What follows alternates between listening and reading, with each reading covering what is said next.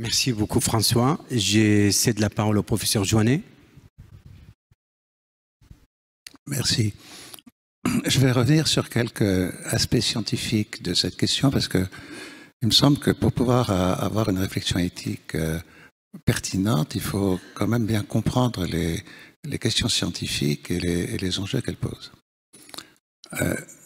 Que vous partiez d'une cellule souche embryonnaire ou d'une cellule souche adulte, enfin obtenue de cellules adultes, pour obtenir des gamètes, c'est-à-dire des spermatozoïdes et des ovocytes, il y a 3 étapes. Premièrement, cette cellule souche, la première étape, c'est qu'elle forme ce qu'on appelle, ce qui existe dans la nature, une cellule germinale primordiale.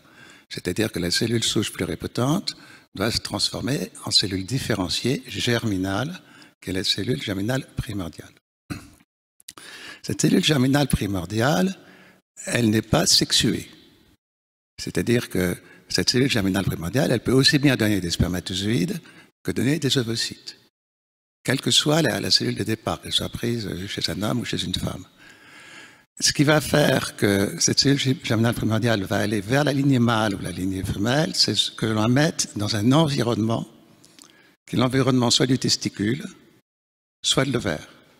Donc quand on met cette cellule germinale primordiale dans le testicule, elle va se transformer en cellule souche goniale, mâle, ce qu'on appelle une spermatogonie souche, et ensuite cette spermatogonie va se différencier en spermatozoïde. Donc, vous voyez, il y a ces 3 étapes. Cellule germinale primordiale, obtenir une cellule souche masculine pour faire des spermatozoïdes, et similairement chez la femme. Si on met la cellule germinale primordiale dans un ovaire, on va avoir des cellules souches féminines qui vont ensuite donner des ovocytes.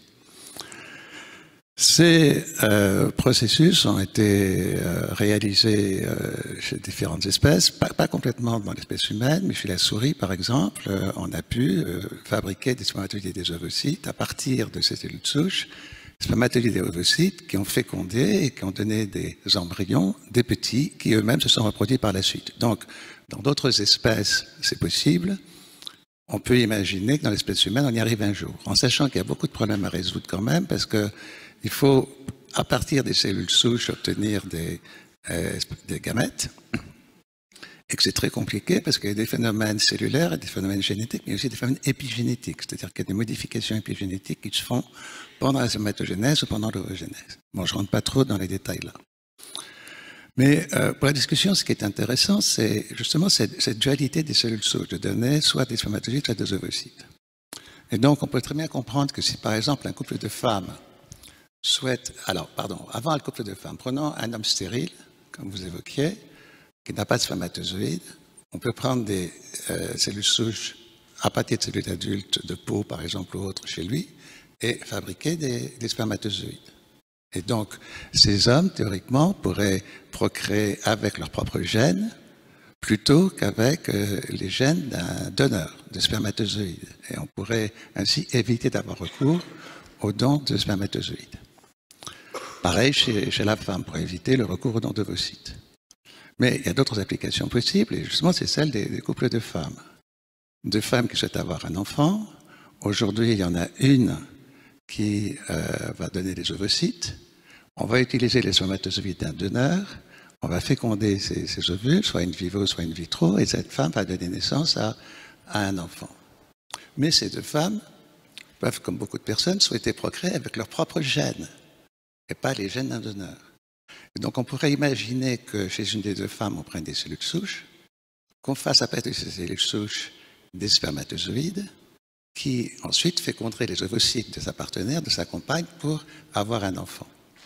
Et donc, dans ce cas-là, les deux femmes auraient un enfant issu de leurs gènes respectifs. Le seul petit détail dans cette affaire, c'est le suivant. Si vous prenez une cellule chez un homme, quelle qu'elle soit, toutes les cellules d'un homme sont porteurs de 2 chromosomes sexuels, X et Y. Et la moitié des spermatozoïdes qui est produit sont soit X, soit Y, et ces spermatozoïdes fécondants donnent naissance à des garçons et des filles.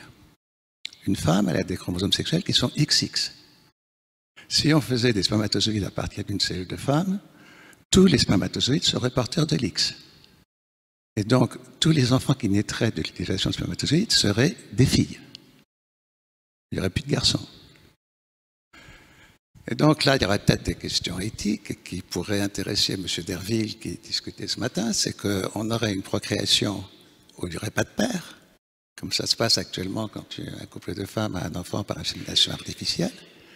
Mais ça serait aussi une procréation sans homme, puisque le spermatozoïde n'aura pas été donné par un homme, mais aura été issu de la femme. Et ça serait une procréation sans fils. Pas de père, pas d'homme, pas de fils. Que des femmes, de génération en génération. Alors c'est peut-être pas très grave. Peut-être qu'après tout, on peut imaginer une société sans hommes. Moi, je suis pas contre, personnellement. Enfin, ça me gênerait un peu, mais bon...